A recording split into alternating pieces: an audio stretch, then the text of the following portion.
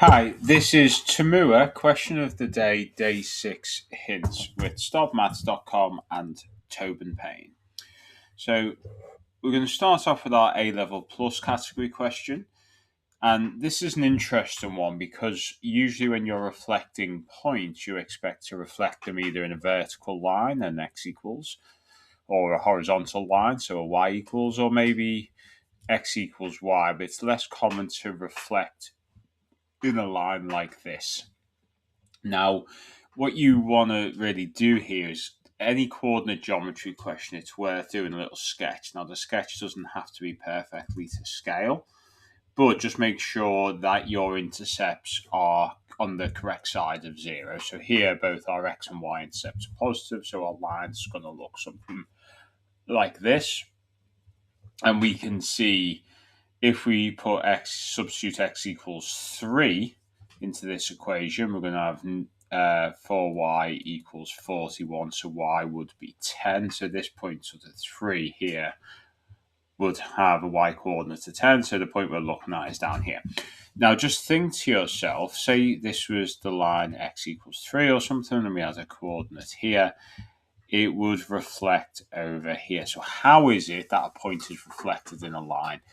Now, it's obviously very useful to have knowledge of coordinate geometry and intersecting lines, etc., but also think about vectors. Vectors can be really helpful when doing transformations like this. So don't just think about your knowledge of coordinate geometry with regards to equations and things, but also think of your vectors.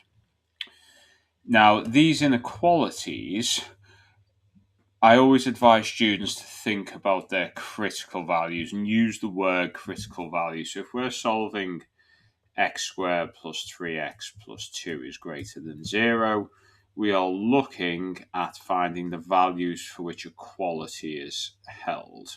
So if we factorize, we're going to have this. So we know that equality is held, our critical values are x equals minus 2 and minus 1.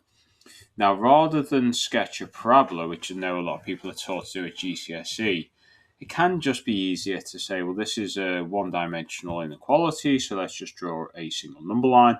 And we're looking at, well, minus 2 is one critical value, minus 1. Put in 0. Does 0 satisfy this inequality here? Does x being 0? It does, because when x is 0, we have 2 is bigger than 0, which does satisfy. So we know that all of this is going to satisfy. And the nice thing with the critical value is that they're the points where the inequality goes from being satisfied to not being satisfied. We can do something similar for the other one.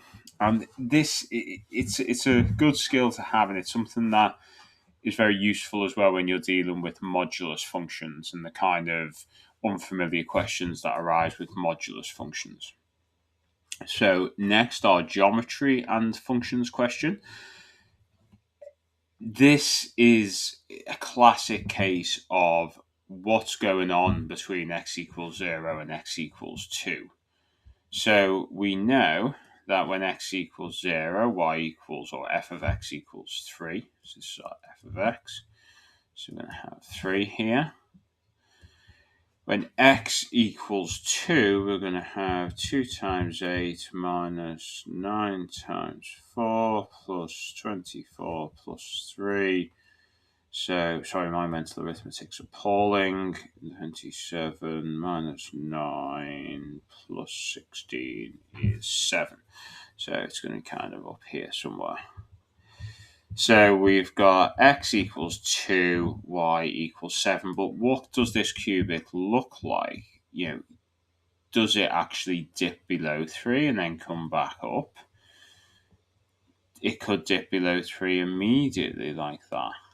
It could actually be that 3 is the minimum value and it could look like that. So you really want to think about mixing your knowledge of geometry with your knowledge of algebra here. So where is the smallest value going to occur between these 2 points? Like I say, it could come down below, but it's not guaranteed, so check it out. I am a big fan of these questions. I never used to be when I was younger, although I haven't been young for quite some time now.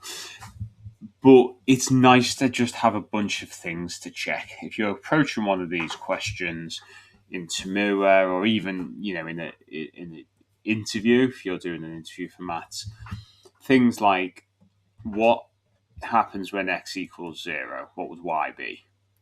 Does that cause us any problems? What about if y equals 0? What would x be? And that can help you write off some of your graphs here. So is it that when y is 0, x needs to be negative, positive, etc., etc.? Another thing to do is say, well, what happens as x approaches positive infinity? What does y need to be?